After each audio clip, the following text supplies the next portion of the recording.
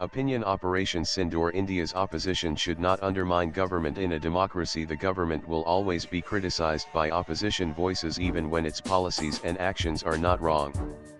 How else will the opposition find political space for itself when one talks of the opposition?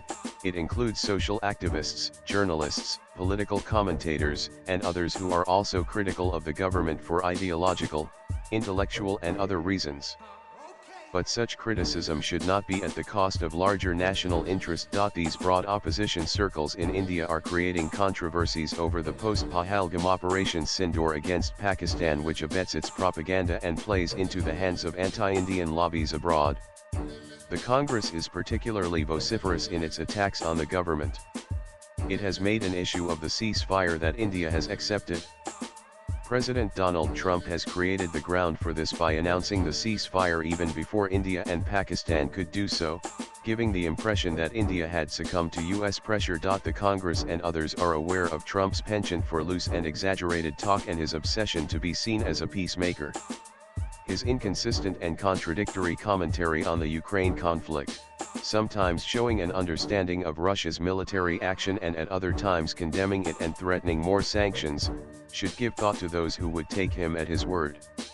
Why engage in distasteful rhetoric of the Narendra surrender kind that the US intervened diplomatically with India and Pakistan to avoid an escalation of the conflict was to be expected given decades of US involvement in the subcontinent largely in favor of Pakistan, as well as concerns about the implications of nuclear-armed and increasingly radicalized Pakistan's military defeat. That could raise the possibility of an eventual breakup of Pakistan, as the army is seen as the glue that binds the country together. With the independence movement in Balochistan and the violent activities of the TTP from Afghan soil, these concerns must have become sharper. The US has always backed a strategic balance in the subcontinent which requires a Pakistan capable of standing up to India, even if this is not the only reason for America's soft handling of that country. Irrespective of the US role, would the Congress have wanted the military action to continue? To what end and at what cost? One can legitimately argue that a prolonged conflict was neither in India's plans nor seen as desirable. India had wanted to teach Pakistan a hard lesson, convey that it would no longer tolerate terrorism directed at India, and that it would not be deterred from taking condign action despite Pakistan possessing nuclear weapons. This is in addition to diplomatic steps, the most important being holding the Indus Waters Treaty in abeyance, which gives India a handle on Pakistan like none other. In fact, this step gives us a grip on the jugular vein of Pakistan. India had no reason to keep escalating the conflict unless compelled by Pakistan to do so. India cannot, however, ignore that Pakistan is an irrational country, irrational in its emergence based on religion and then losing half of its territory because religion was not a sufficient glue.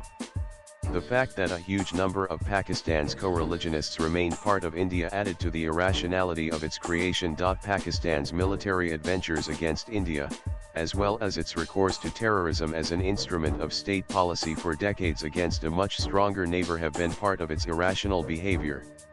So is its desire to maintain military parity with India despite the precariousness of its economy. Pakistan talks loosely about its readiness to use the nuclear option and claims to have developed tactical nuclear weapons for that purpose, which too is irrational. Pakistan is not learning from Russia's case, which notwithstanding its formidable nuclear arsenal is unable to use its existence to prevent NATO from waging a proxy war against it. To top all this, Pakistan now has a military chief who is a rabid India-hating Islamist. After a military drubbing received from India, he has convinced the country that Pakistan scored a victory over India, which supposedly justifies his self-elevation to the rank of a field marshal. In view of all this, India cannot dismiss offhand entirely the dangers of an uncontrolled spiral in military escalation. Our Chief of Defense Staff CDs in his public comments at the recent Shangri-La dialogue at Singapore has given credit to Pakistan that in the recent conflict there was no irresponsible nuclear signaling on its part. One can say that Pakistan had no need to do so, as we had made it clear at the very start that our target was not the Pakistani military but the country's terrorist infrastructure. In other words, a readiness to de-escalate after the initial blows seemed a part of our overall strategy. One assumes that the CDS's intention was to dramatize the danger of the India-Pakistan conflict going nuclear, as well as to rebut Trump's exaggerated claim that he had helped to avert a nuclear showdown in the subcontinent by his intervention and thus prevented loss of millions of lives. India does not need a prolonged military conflict with Pakistan. India has already very substantially raised the level of dissuasion when it comes to Pakistan using the terror weapon against it. This is enough from our point of view for the time being.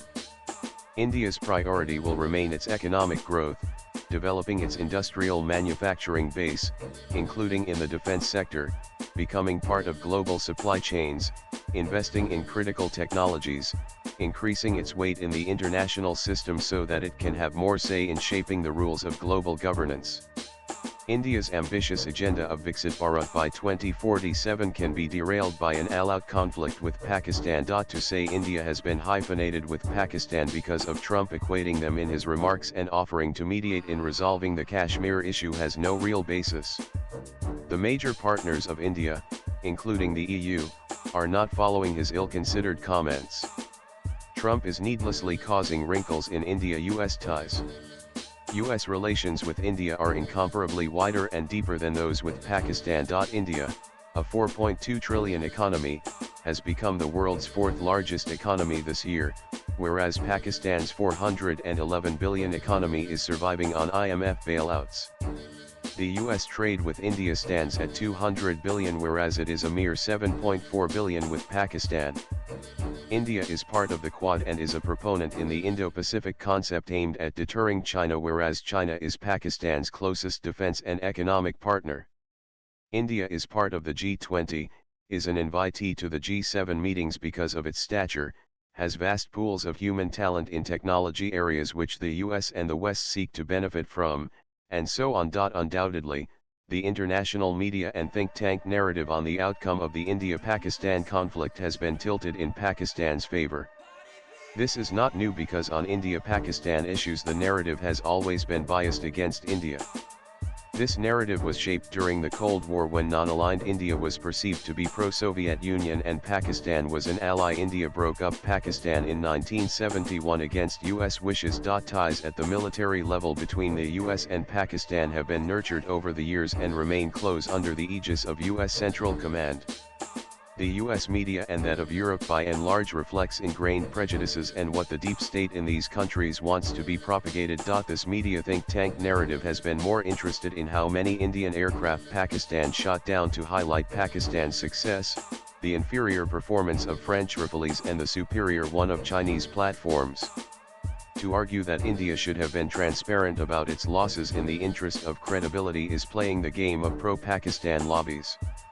Look at the way the Western governments and lobbies are projecting the political and military aspects of the Russia-Ukraine conflict, without any concerns about transparency and credibility.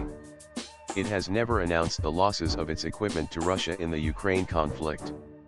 The manner in which the blowing up of Nord Stream 2 has been treated is another glaring example. Swipe left for next video. Our own opposition parties are wrong in asking the government to reveal our losses in the recent conflict and are, wittingly or unwittingly, playing into the hands of these foreign lobbies. Kanwal Sibal is a former Indian Foreign Secretary. He was India's ambassador to Turkey, Egypt, France, and Russia. Views expressed in the above piece are personal and solely that of the author. They do not necessarily reflect News 18's views. Latest blogs.